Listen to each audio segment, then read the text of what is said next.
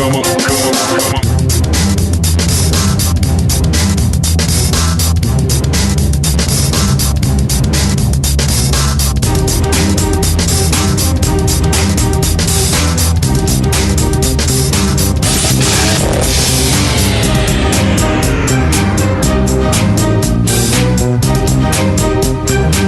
right, 25 minutes before 9 o'clock. Thank you for tuning in this Wednesday morning. Nice looking day. Hope you're doing well. Some troubling news from the world, as always, and we'll deliver as much news as we can in this period of time. We call this segment NewsBites. We call it NewsBites because it's the news. Simply that.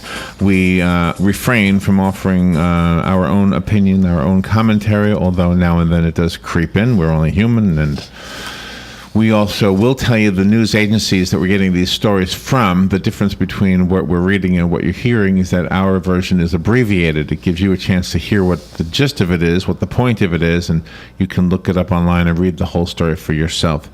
The first story is from NBC News, and it's kind of a little bit more information about the beheading of that journalist. Intelligence officials were poring over a video purporting to show the beheading of an American journalist in Syria this morning, urgently seeking confirmation of James Foley's fate, as well as clues about the identity of his executioner. The graphic video shows Foley reciting threats against America before he is killed by an Islamic State of Iraq and al-Sham militant. The voice narrating the video speaks fluent English, and the UK's Foreign Secretary suggested he might be British, which is a troubling but not altogether surprising development. Western officials have been sounding alarm bells for months over the flood of foreign fighters taking up arms in Syria and Iraq. UK Prime Minister David Cameron cut short his summer vacation to return to London and chair urgent meetings on the threat posed by ISIS in Iraq and Syria, calling the video shocking and depraved. British Foreign Secretary Philip Hammond said the video appears to be genuine, adding that intelligence agencies on both sides of the Atlantic were working to identify the voice on the tape. President Barack Obama is calling for common understanding in Ferguson, Missouri, from a distance. While the White House has not ruled out an eventual trip to Ferguson, visiting now would divert law enforcement resources to provide presidential security instead of keeping the peace, said Obama's aides, who asked for anonymity to discuss their planning. Obama also does not want to be seen as taking sides. Asked yesterday whether he might go to the St. Louis suburb, the president said he did not want to suggest that he has judged the situation before investigations are complete. This is Obama's quote, "I've got to make sure that I don't look like I'm putting my thumb on the scales one way or the other," reported by Bloomberg. From Fox News, Israeli officials said this morning that the country's military targeted Hamas's military chief with an airstrike after militants fired rockets at Israeli cities just hours before a temporary ceasefire was set to expire. The Times of Israel reported that a house believed to be the home of Mohammed Deif, was hit early this morning.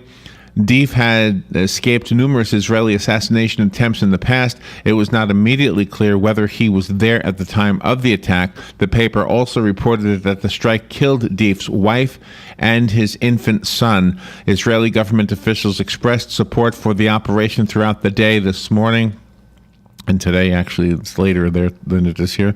Justice Minister Tzipi Livni told the news website Ynet that Deif's liquidation is not just legitimate but desirable in his opinion. Science and Technology Minister Yaakov Perry, a former head of the Israeli security agency Shin Bet, told Israel's Army radio that if there had been intelligence that Mohammed Deif was not in that house, we would not have blown it up.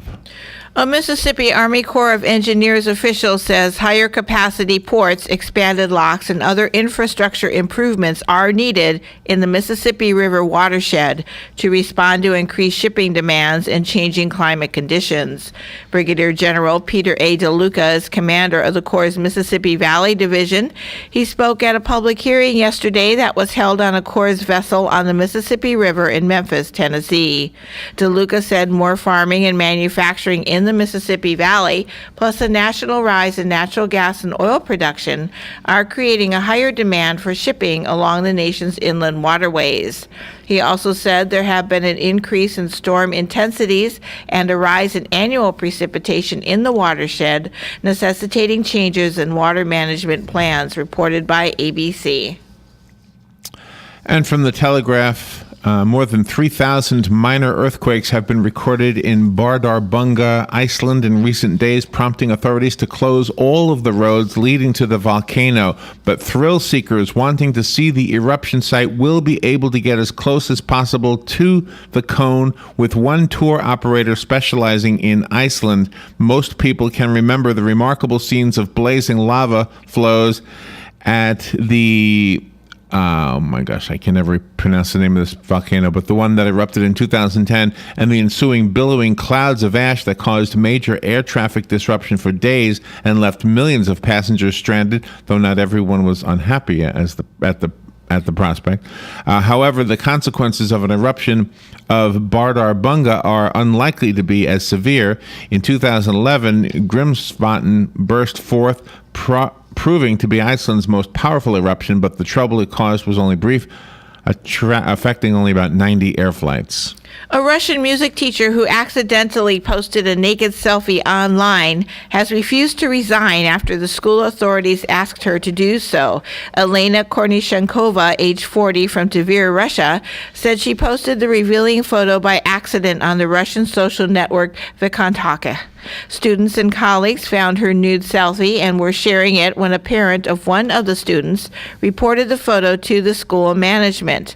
In her reply, the teacher said there was nothing wrong with nudity and that she has led a more honorable life than many of her colleagues.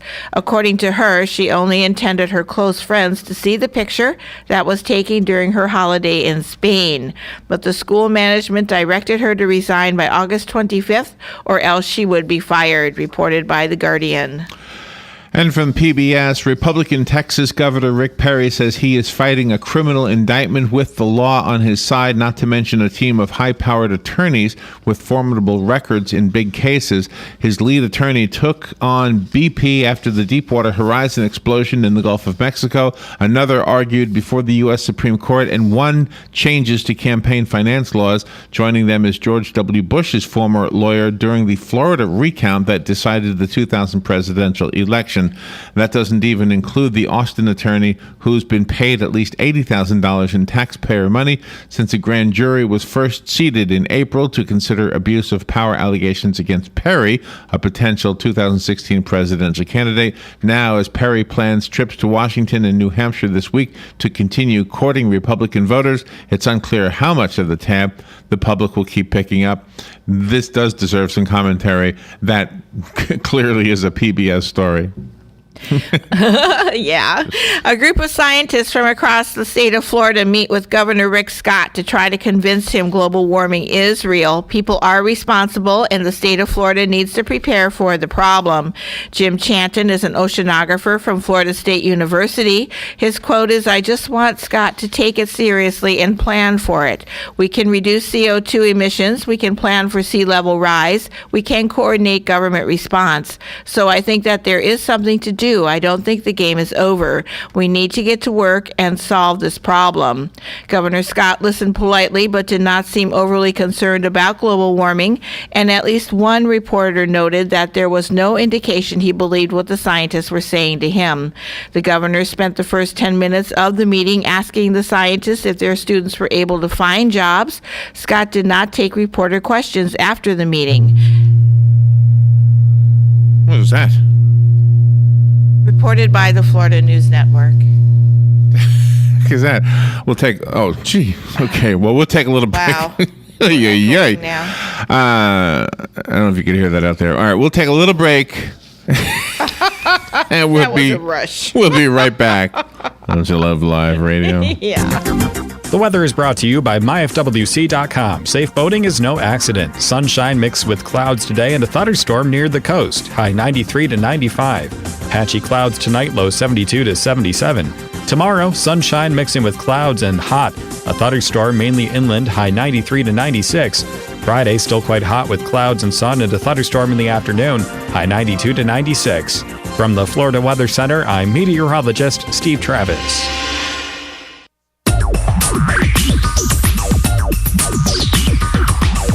Whether you're building it up or knocking it down, get it done, rent it now. Sunbelt Rentals is here to make your job a little easier. Our knowledgeable staff will help you find the right equipment for any job, big or small. Did you know that Sunbelt Rentals carries heaters, air conditioners, generators, lighting, traffic control, and so much more? So whether you're building it up or knocking it down, we've got the equipment you need. Get it done, rent it now. And right now, for a limited time, you can have it for less. Just by mentioning this ad, if you rent it Friday afternoon, you can keep it the whole weekend and only pay for one day. But this is a limited time offer, so stop into Sunbelt Rentals today, Northwest 27th, just a quarter mile east of I-75. For more information, just give us a call, 352-369-9101. 352-369-9101. Sunbelt Rentals. Get it done, rent it now. 352-369-9101.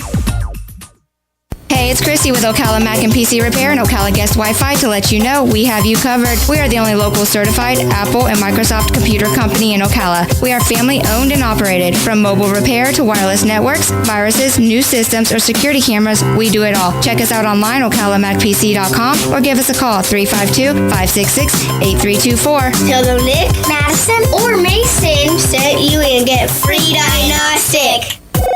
Get your internet telephone service from the company that brought affordable internet service to Ocala in the first place. All Is Safe is a sister company of Ocala Guest Wi-Fi, a company you've known and trusted for all your internet needs. Whether you need a phone or hundreds, we've got the products and services to meet your needs both now and in the future. Our plans include everything from local and long-distance calling to equipment maintenance and even software upgrades. You can count on All Is Safe to give you cost certainty knowing that your bill will be the same next week, next month, or even next year. Call 352-450-8647 today to learn how to cut your monthly telephone bill up to 60%. Hi, I'm Leah Caruso with Strive Rehabilitation, inviting you to join me Thursday at 11 a.m. for Health Matters. Ocala Health and Strive have teamed up to bring you the latest information on good health services available to you right here at home. This vital information will help you make informed decisions about your health. So don't forget to join me here at 11 a.m. Thursday. It's news you can use from Ocala Health, Strive, and your friends here at WOCA. All right, just about 12 minutes now before 9 o'clock. Let's return to News Bites. The next story is from the Associated Press. Rain-sodden slopes collapsed in torrents of mud, rock, and debris this morning in the outskirts of Hiroshima, killing at least 36 people and leaving 7 missing, according to police. Public broadcaster NHK showed rescue workers suspended by ropes from police helicopters pulling victims from the rubble. Others gingerly climbed into windows as they searched for survivors in crushed homes. Hillsides caved in or were swept down into residential areas in at least 5 valleys in the suburbs of the western Japanese city after heavy rains left slopes unstable. Hiroshima prefectural police said 36 people were confirmed dead and at least 7 others were missing as of this morning. The Fire and Disaster Management Agency said 15 people were injured, 2 seriously. Nearly 300 sea turtle eggs were returned to the beach in Florida and reburied late last week after Florida Fish and Wildlife Conservation Commission investigators say that they caught a man poaching them. James Oldell McGriff, age 55, of Riviera Beach, was reportedly poaching the eggs directly out of the nests. He was arrested. He was booked into the St. Lucie County Jail. FWC officials say they take these matters very seriously, adding that stopping those who attempt to poach and commercialize endangered species is one of their highest priorities. Officials say they were contacted by a concerned citizen Friday evening who said she saw what looked like a man stealing sea turtle eggs at the Diamond Sands Beach in St. Lucie County, Florida. She was able to provide a description of the man and his vehicle. FWC officers and investigators responded. They talked with the man. After using a canine to track where he had been, they located a disturbed sea turtle nest and a backpack full of sea turtle eggs. This was not the first time McGriff had been caught for poaching turtle eggs. In 2002, he was arrested after selling 12 eggs to an undercover officer and possessing 27 dozen pre-bagged eggs for sale. The FWC is working with the U.S. Fish and Wildlife Service on this case. Federal charges are pending. Sea turtles are among the oldest creatures on Earth. All 5 species in Florida are either endangered or threatened. The Marine Turtle Protection Act stipulates that it is illegal to injure, harm, harass, capture, or attempt to capture any marine turtles, eggs, or nests, reported by the Florida News Network. And from the Ocala Star Banner, Ocala's saggy pants ordinance is here to stay for now. City council members said they may decriminalize it, but took no further actions to change or repeal the law yesterday evening. NAACP officials told city council members yesterday that they will bring legal action against the city of Ocala if the law is not repealed. They say it is unconstitutional and targets black men. But NAACP members say that an even bigger issue could arise from the current law. Reverend Reginald Willis Sr., Marion County NAACP First Vice President, expressed concern that making the social taboo of droopy drawers a law violation would lead to unnecessary searches. The potential punishment for having sagging pants on city property could be a $500 fine or jail time. NAACP members say even if council members decide to keep the law, it needs to be rewritten. U.S. stocks ended higher for the second straight session yesterday as robust housing data and strong earnings from Dow Component Home Depot overshadowed lingering concerns about the conflict in Ukraine. With the day's gains, the S&P 500 ended within 10 points of its all-time intraday high of $1,991.39 reached on July the 24th. The NASDAQ Composite extended Monday's gains and ended yesterday at yet another 14-year high.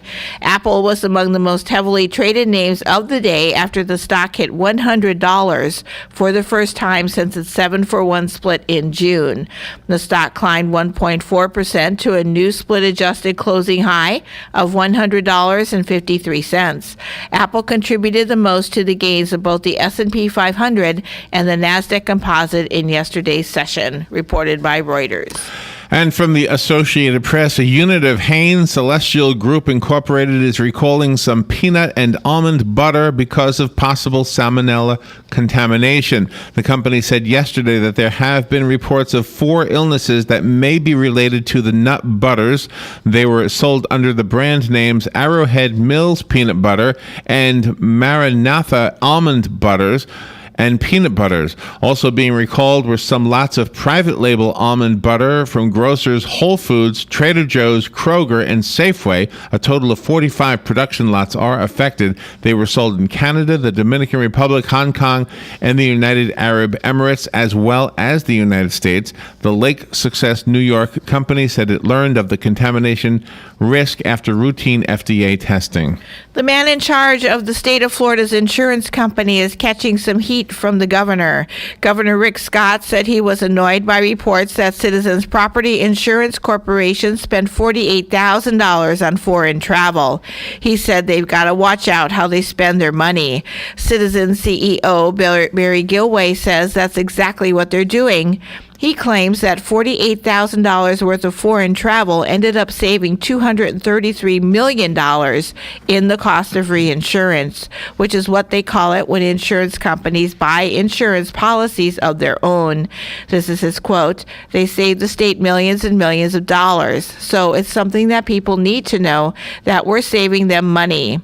Gilway told the governor that you cannot do business internationally without traveling overseas, reported by the Florida News Network.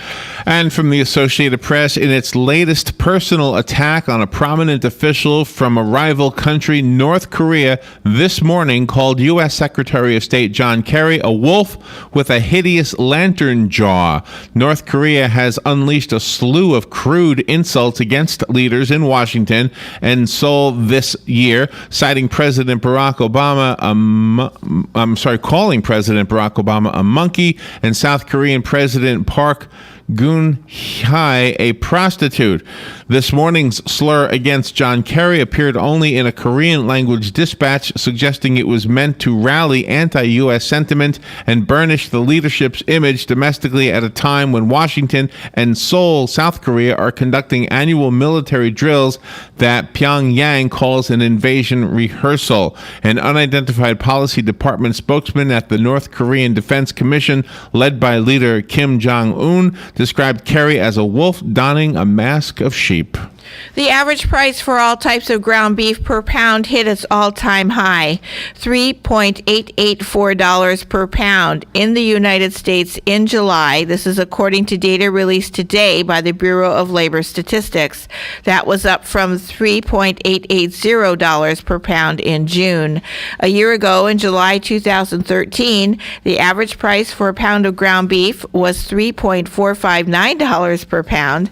Since then, the average price for a pound of ground beef has gone up 42.1 cents, or about 12%. 5 years ago, in July 2009, the average price for a pound of ground beef was $2.147 per pound, according to the Bureau of Labor Statistics. In those 5 years, the average price has climbed by $1.737 per pound, or almost 81%, reported by CNS News. And from ABC News, 2 Southern California male teenagers were being held in juvenile hall today after an investigation by authorities using social media discovered the two were in the early stages of a plot to allegedly commit a mass shooting at a South Pasadena high school. It was a very viable threat. What they were plotting, said South Pasadena Police Chief Art Miller. They were making a huge plan of a school massacre. During our interviews with the suspects, they more or less confirmed what they had talked about very cold-heartedly. Miller says the suspects, whom police did not identify, were 16 and 17 years old. They were arrested Monday on suspicion of conspiracy and criminal threats. Hamas denied firing rockets at Israel yesterday afternoon in violation of a ceasefire that was supposed to have remained in place until midnight. The IDF stated that 3 rockets were fired from the Strip despite the truce, 2 landing in the Beersheba area and 1 landing in Yetavat. The attacks, the first rocket strikes on Israel in some 6 days, prompted the IDF to respond with attacks on the Gaza Strip. There was no immediate claim of responsibility for the attack, which the military said caused no casualties or damage. Sami Abu Zuri, a spokesman for Hamas, said it had no knowledge of any rockets being fired, reported by the Jerusalem Post.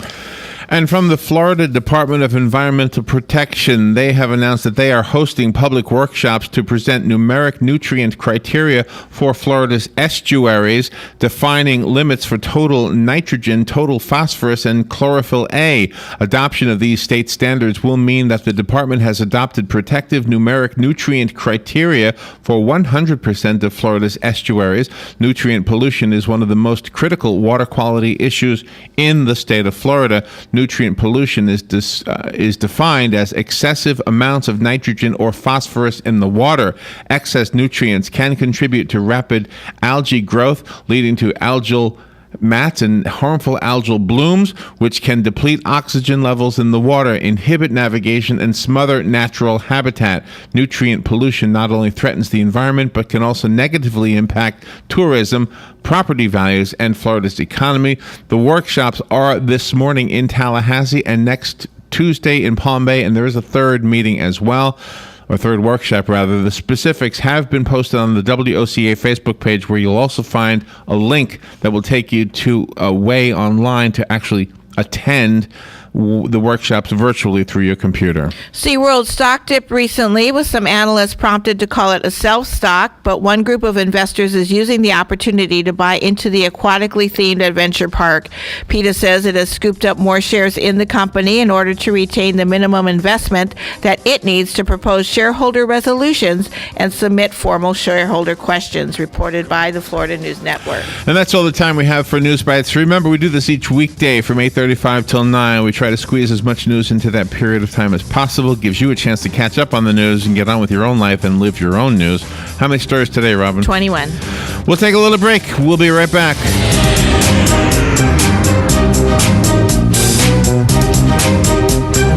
Broadcasting from the Paddock Mall Studios, this is WOCA, Ocala, Gainesville, The Villages, 1370 AM, 96.3 FM, The Source.